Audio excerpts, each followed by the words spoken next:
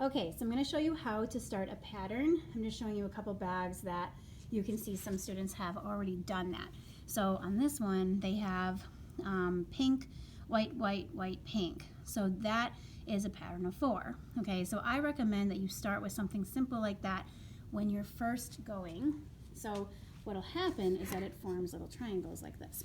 So this was green, well, they're just switching it, but red, blue, blue, blue, green. So this is a pattern of 4 also, because it's 1 red, 1, 2, 3, 1 green, 1, 2, 3, 1 red, 1, 2, 3. So it's still a pattern of 4.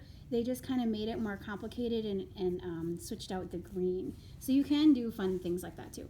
So, but this is the most basic one, where you make these little diamonds and then the diamonds get bigger. So like the 4 goes smaller, you know, the 3 to 2 to 1, 1 to 2 to 3, and then you just kind of keep going from there. So that's what I recommend that you start with for your bag, and then you get into your actual pattern. But all you need to do is understand how to do a basic pattern to be able to do a more complicated one. Like this student is doing the world, and you can see it's the earth, where that one's a little bit more complicated. Okay, but how do you do that? Okay, so this student's bag hasn't started a pattern yet, and you can see that this is the string that I tell you to tie on, so you know where you're gonna split, right? So you can see that she's remembering to split. A lot of students start their pattern there, which is also a reminder of like, okay, you made it all the way around, you got to split, and you do a different pattern. That can be a little confusing. You don't have to do it that way, but that is a common thing. So I'm just going to start her pattern on this next row. Okay, just remember your pattern has to divide into however many strands you have. So if this is 1, right? 1, 2, 3 sets of 2, right? So if you have 60, you can do a pattern of 6, pattern of 10, lots of things divided into 60. So that's a good number. All right, so when you do a pattern, the best way to do it is you just start with whatever string you have, whatever color you want to add, and you just add it in. Okay, so I'm going to start with a pattern of red. So I'm just going to loop that around, right? And I'm going to do a pattern of, she has 60. So I'm going to do 5 red. Okay, so this is the easiest thing to start out with, is 5 red.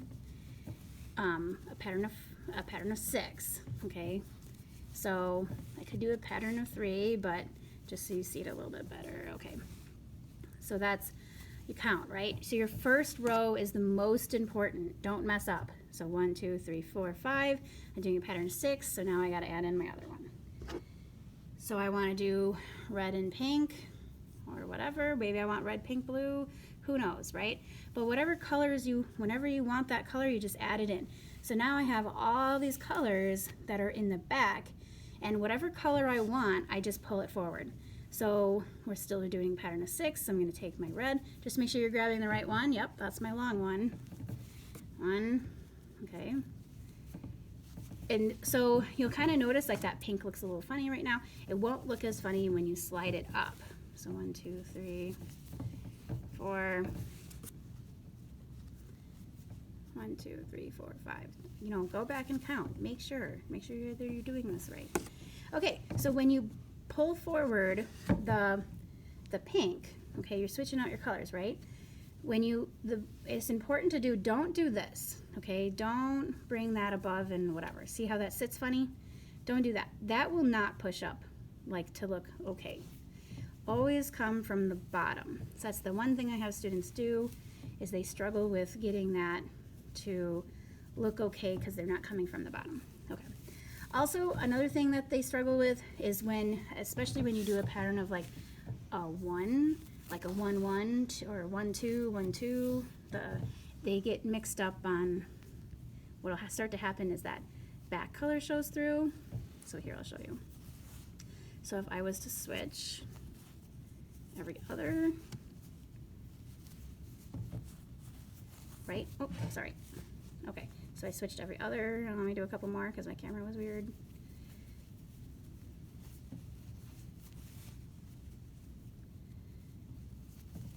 So always come from the bottom.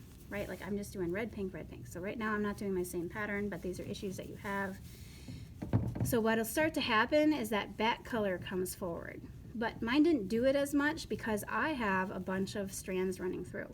So it kind of keeps it back there a little bit better.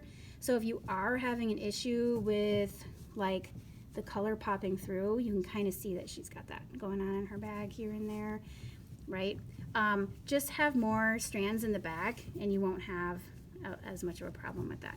Anyway, then this can all kind of push up, right? Okay, so like obviously that's not part of my original pattern, but you go all the way around. When you come back around, you know then that you're going to start with, it's going to be 4, because right, it'll come in between those two, and then 2 pink, 1 on each side, right? So you're still doing a pattern of 6. So what'll start to happen is that you'll get the red to get smaller and the pink to get bigger, and that's the easiest pattern to start with, what I recommend doing.